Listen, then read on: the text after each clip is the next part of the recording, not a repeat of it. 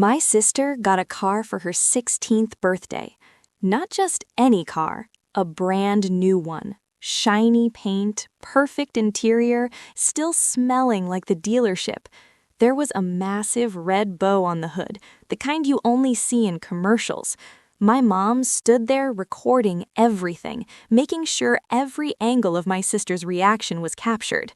Laughter, screaming, hugging. It looked like a perfect family moment. When it was my turn, months earlier, I got a bus pass. No party, no crowd, just an envelope sitting on the kitchen counter next to a pile of coupons. My mom barely looked up when I opened it. "It's practical," she said, sipping her coffee.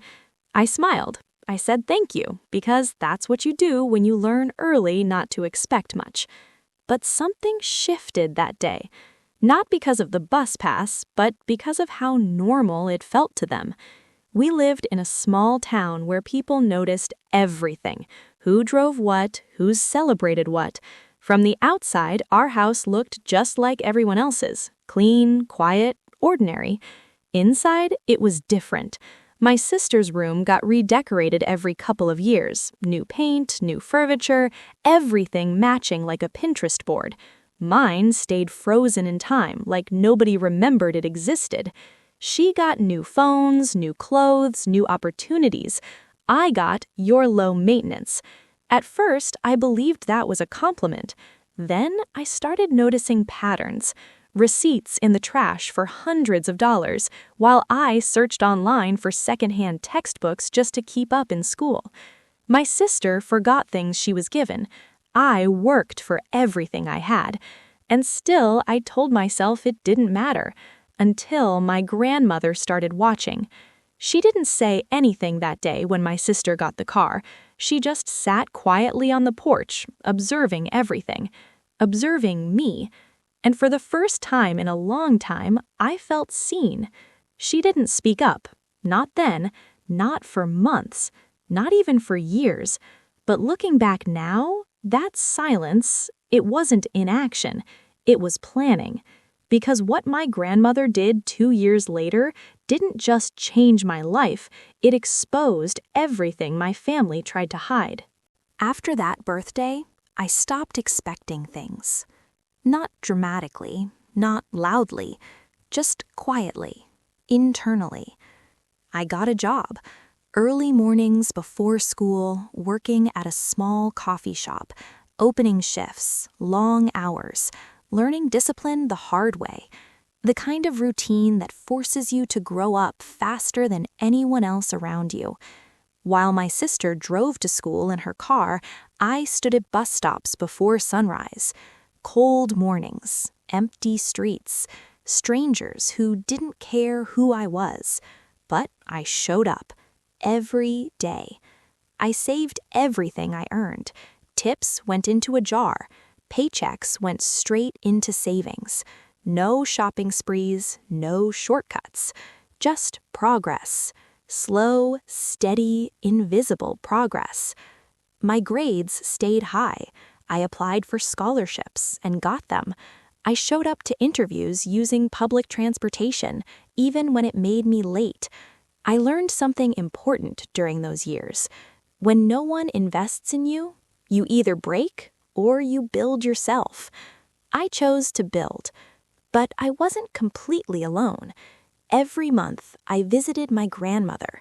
We didn't talk about the unfairness. She never brought it up.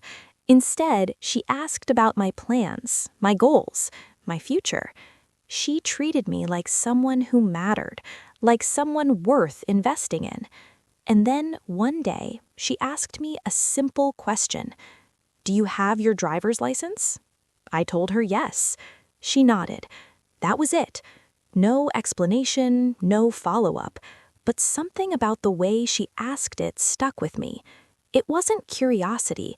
It was confirmation. Around that same time, things at home didn't change. I asked my parents for help buying a used car, just a little support to cover the gap. They said no, said money was tight, said I should figure it out. That same night, I accidentally saw something that changed everything.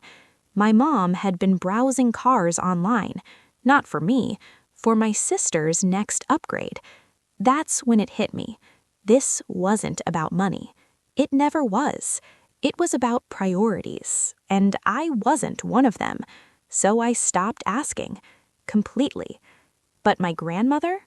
She had already started something I didn't understand yet, something bigger than anything I had imagined.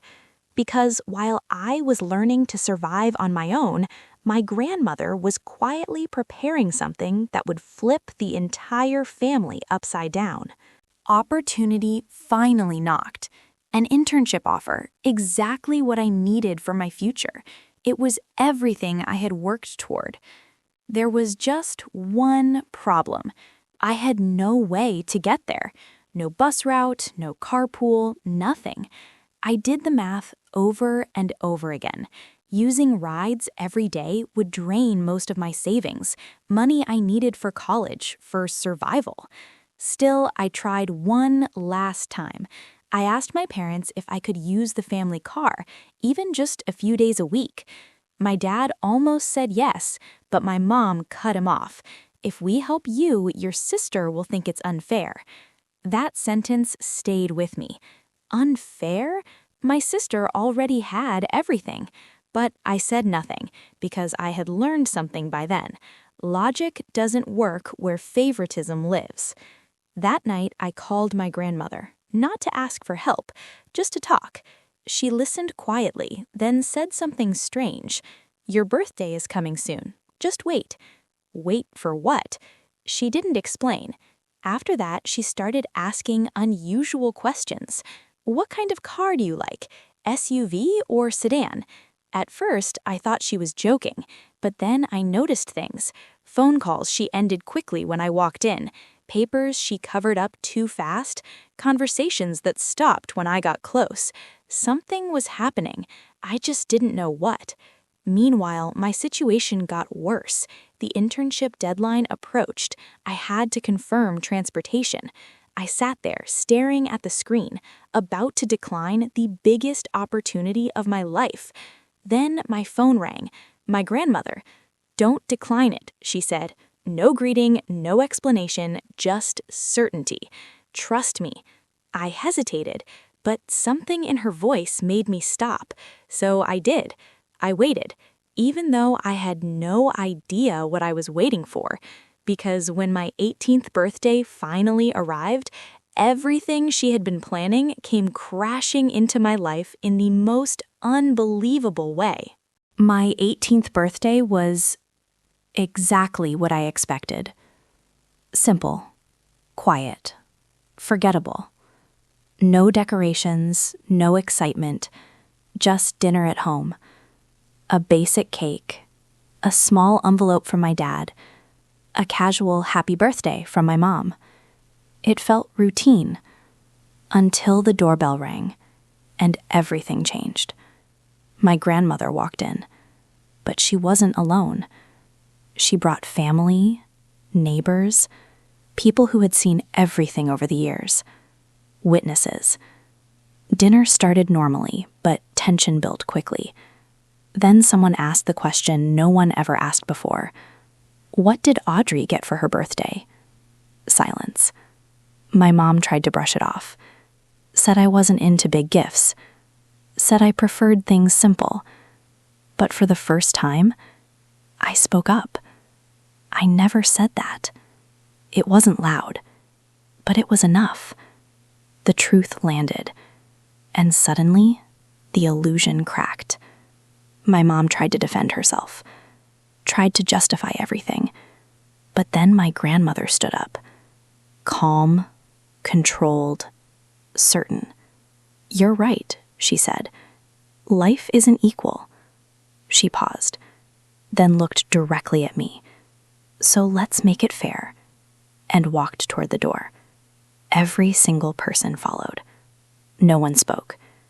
We all stepped outside into the evening air. And that's when I heard it. The sound of a truck. Slow, loud, deliberate, turning onto our street, coming straight toward us. Because what was sitting on that truck wasn't just a gift, it was a statement that would change my entire family forever.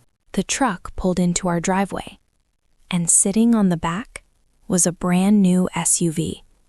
Perfect, untouched, waiting. The driver stepped out and asked for me, not my parents, me. He handed me the keys, said 3 words, "It's yours." I couldn't move. I looked at my grandmother. She just nodded. That was all I needed. Behind me, I heard something shatter. My mom had dropped her coffee mug. She stood there in shock, because this time, she wasn't in control. My grandmother spoke clearly. She's 18. The car is in her name. That ended the argument before it even began. No reversal, no manipulation, no excuses. For the first time, something belonged to me, completely. I sat in the driver's seat, hands shaking, not because of the car, but because, for the first time in years, I felt seen, truly seen. Then I noticed something, an envelope on the passenger seat. Inside, insurance, registration, and a note. Monday, don't be late. My internship. She had planned everything, every step, every detail. While I was struggling alone, she was building a future for me in silence. That night didn't just give me a car. It changed the balance of everything. The next morning, my mom tried to talk, tried to explain. But I didn't argue. I didn't need to, because the truth was already visible. And this time, everyone had seen it. Because sometimes, the people who stay silent the longest are the ones planning the loudest moment of your life.